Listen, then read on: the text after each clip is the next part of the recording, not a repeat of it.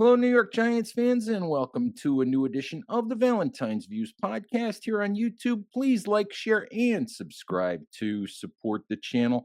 All right, we're into an exciting time of the year with the college all-star games in process this point, and here to help me talk about some of the quarterback prospects in those games is David Morris of Quarterback Country. David, thank you so much for hopping on.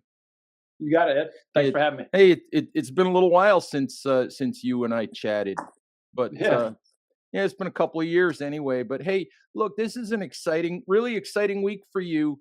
Uh, Senior Bowl here this week. You've got three quarterbacks this year: Riley Leonard of Notre Dame, Tyler, I believe it's pronounced Show of Louisville, and Taylor Elgersma, a Canadian player out of Laurier, a guy that I'm curious about, and we'll talk about a little bit. So really, just this kind of a busy, kind of exciting week for you too.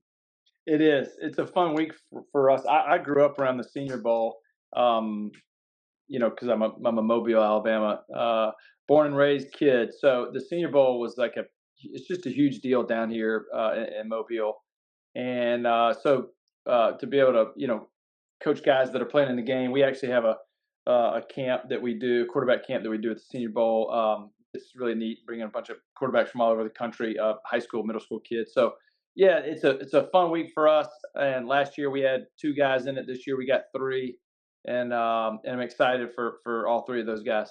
Just fun to start to see it all sort of start to come together for your guys, that Yep. that you've been working with for so long.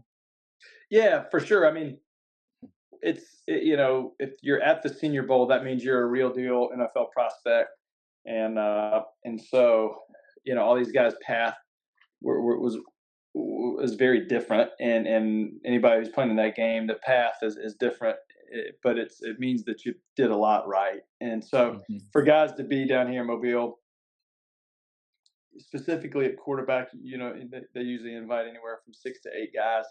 It just means that the NFL likes you, and there's a lot of Mhm. people that think you do a lot of good stuff, and so it's a big week for those guys. You get to go out there and throw it around next to some of the best players in the country, and so I think it's a good opportunity to just show who you are, and then for them to get to know you as well.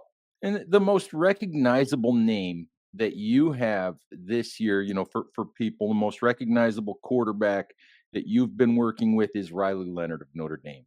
Hmm. And if you watch college football, you know who Riley Leonard is. He's on our television screens Yeah, every week, for the last few months.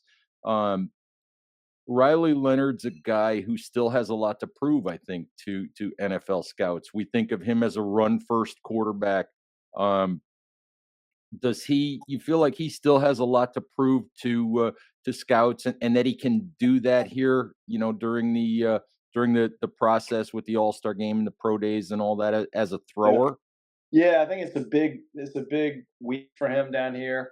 He didn't have any break. I mean, he's the only guy playing in the game. Well, of the quarterbacks that played in the game last week, and so Right. a week ago, he was playing football in a couple hours, and so it was a quick turnaround. We had a huge snow down here in Mobile, which never happens. So he got stuck in the airport from Tuesday to Thursday. It's just kind of a mess. So we crammed the last several days, but yeah, I think it's a big week for him because he can do all that stuff. He can throw it, and it'd be fun for him to be able to be in a situation where he's going to have the opportunity to do that. And so I think it's a big week for him, and I think he's going to shine. How much does it change? You mentioned, Riley played just a week ago, basically.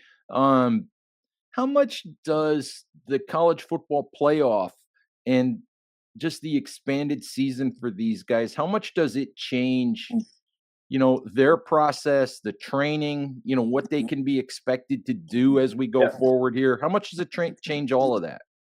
Well, this year's game was just so much later. I want to say it's like 9 or 10 days later than the championship game last year, and so all that means is you got another 9 or 10 days that you didn't get to train or kind of get incorporated into NFL drops or kind of the under center play action under center 7, under center 5, and 3.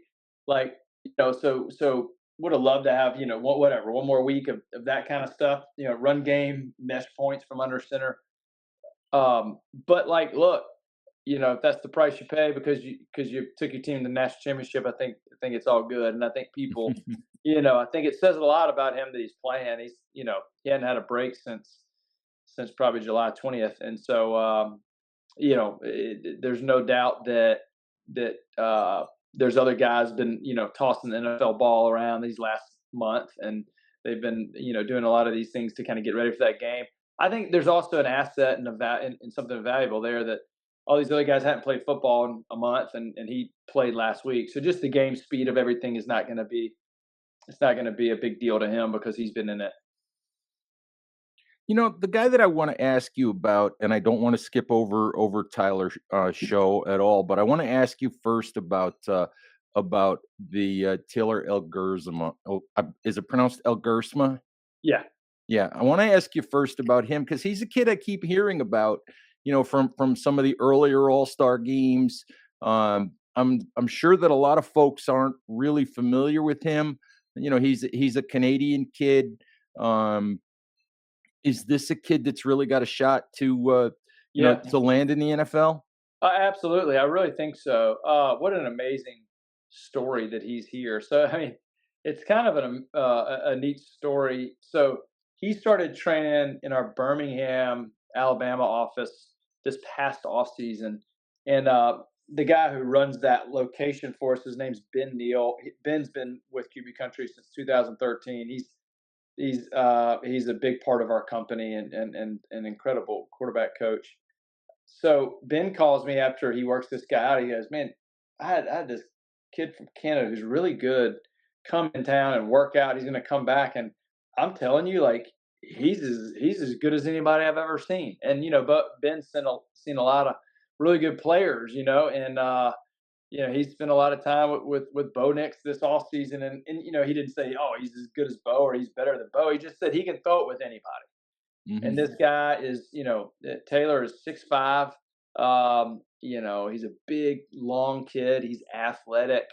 And Ben doesn't get excited often. And so I'm like, huh, that's interesting. That's cool.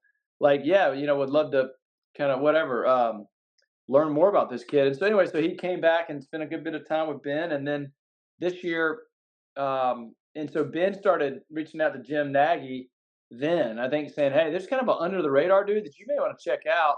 Jim Nagy runs the Senior Bowl down here in Mobile. And so that's kind of how it all started. And this year, he got basically the equivalent of the Canadian Heisman. And I want to say he's the first Canadian player to ever make the game. And he's a quarterback, and he's a kid that we've been kind of fortunate enough to train. But I will say this: like, there's two things there.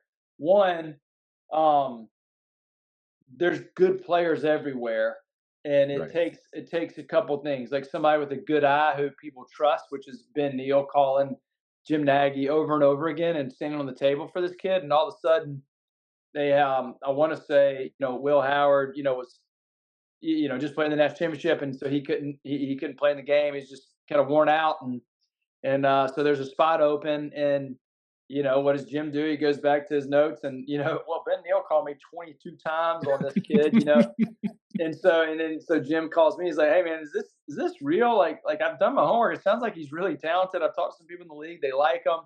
And I was like, "I'm telling you, he's really good. Ben's been sending me film on him for about a year, and the guy can throw it. So I think he'll fit in. I think he'll really intrigue people, and because he's so big, but he's also a great kid. So, you know, I think it's a neat story. It says a lot about the kid. It says a lot about Ben, and then it says a lot about Jim to Hmm. to go on a limb and invite this kid. He'll make a team. He'll be on the NFL roster next fall. Nice. We'll be looking forward to following his progress. Let me ask you about Tyler's show. This is a kid, another unusual story. This kid's been in college for 7 years. Yeah, so yeah, Tyler Shuck is he was at Oregon and then Texas Tech and had a good year. Texas Tech got hurt and then went to Louisville, and and he had a heck of a year last year, and he's big and physical and talented and can really throw it too. So uh, I mean, he's every bit of 6'4", 220, and he can run. So like he's prototypical. He should have a big week, and I think all three of those guys will have big weeks. I think Riley will show out and prove that he can throw it with anybody. In fact, down at Manning camp this past summer, Riley Leonard, stood out. He really stood Mhm. out as a passer, and he actually won the little air it out contest, which is kind of more fun. But like he won Mhm. it, and Right. so that'll be fun. But yeah, Tyler Shuck can throw it with anybody, and he's a big athletic guy. So I think he'll be an interesting prospect. And I need to ask you, you had last year, let's just give you a chance to brag a little bit. You had Drake May, went Mhm. third overall. I think that's the highest drafted guy that you got that you've ever worked with at QB Country, and Yep. you had Bo Nix. Mhm. Um, just talk about the rookie years that those two guys had. Man, last year was a great class. We also had Devin Leary, who got drafted by Baltimore, and we also had Carter Bradley, who ended up being the number two for several weeks with the Raiders this year. Gus Bradley's son, who was from South Alabama. So we had an incredible class last year. But yeah, I mean, like what Bo and Drake did this year, A, it wasn't surprising, and B, like I think it's just the beginning for those two guys. They they're they both have the potential to be franchise quarterbacks. I think they showed that and more this year, and they're both eager and just competitive and just incredible kids. Like they're professionals. You're not ever going to have issues with either of those two guys off the field. Um, Bo's married. Drake just got engaged. Like they're settled and in a groove with their life and what it means to be a professional quarterback. And so I'm really proud of those guys. It was fun, man. Like having those guys around each other every day for Mhm. about 10 weeks was competitive, and it was a lot of fun to kind of to see that, and then but to challenge both guys and let them compete against each other. Carter was here too. I mean, just a lot of fun. It was a fun process, and the year that those guys both had was exciting. NFL underestimate Bo a little bit, Yeah, for sure. I mean, look, Sean didn't, and there right? was a lot of other NFL teams that didn't. There was just a lot of the beat writers and a lot of the people that cover certain teams did, and that's okay. Like that's fine. That's part of it. Hmm. Um, straight up, like you just don't pay attention to any of that stuff, Right. and you just put your head down and go to work. No, there was never one question about can he spread the field. Was was he accurate downfield? Like all that was nonsense. And especially if you just watch his film last year, Bo's film, Hmm. right? If we're talking about Bo, Hmm. like his film is his last 2 years at Oregon, and really his Hmm. last year at Auburn was all kinds of spreading it around and throwing it. And Hmm. so I think he just kind of did what I thought he would do. I was proud to see him get in a groove. Like it's hard to go into the league and then get in a groove immediately. It just takes a little while. So he kind of got in a groove there after week 3 or 4, and really, you know, didn't look back. Yeah, absolutely. I know there's a lot of Giants fans in my timeline going, "Why didn't the Giants see that?" But but That's all right. That's all you right. I mean, look, um, you know, they they I think um I think obviously this year they're going to be looking. Last year they were in good shape at the quarterback position, and the year for them, just didn't go as good as they had hoped, and as part of it, and uh, will be interesting to see what they do. absolutely will. Let me ask you about the former Giants quarterback. And I don't want to get into what happened with the Giants and all of that, but what I want to ask you, Daniel Jones is one of your prized guys. Up until Drake May, Daniel was the guy, from QB country that had been the highest. draft pick, by an NFL team. Yep. So I know you've got a lot invested in Daniel, and you spent a lot of time with Daniel. I'm just curious, after things ended with the Giants, for whatever reason, were you were you happy with the landing spot for him, even if it's a temporary location? Was that a good place for him to land in Minnesota with Kevin O'Connell? Yeah, I mean, I think it was kind of a whirlwind, and he had a good number of opportunities, and he's a smart kid, and he has good people in his corner. So I think that when you look at all options and opportunities, I think he made a good move, and um, he's going to be fine. Whether it's in Minnesota or somewhere else, he'll be fine. And I think I hope that it'll be kind of a rejuvenation for him, and one of those things where he can turn it around and find success. And I feel like he gave so much, to the Giants. The Giants gave so much to him. He did so many good things. They didn't win as much as they needed to, and that's Hmm. that's that's the nature of the beast. And there's going to be a price to pay for that. If you're the quarterback, so it's a tough position for tough people, and he is that. And he'll be fine. He loves New York. He loves that team. I think if you ask him, like he wished it would have gone better too. Hmm.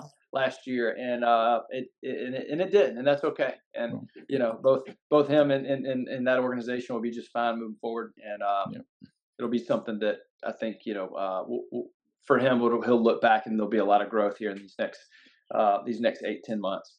Yeah, I always thought with Daniel, I always thought the only thing that didn't happen for Daniel in New York was they just didn't win enough games. That's all. Yep, and that's All right. that's everything, right? I mean, that's what the fans want to see. So Mhm. that's a big part of it. All right. Hey, David, I don't really have a whole lot more for you. I know that you're busy. I know you got a lot going on this week, so I will let you go, folks. It's QB country. If you're raising any young quarterbacks out there, it's a good place for you to send them to learn. So keep that in mind. And anyway, David, thank you very very much, and Yeah, thanks for having me, man. Talk we'll soon. see if any of these guys wind up in New York. Maybe we'll circle back. Sounds good. All All right, bye. right. Take it easy. Bye bye. Talk soon.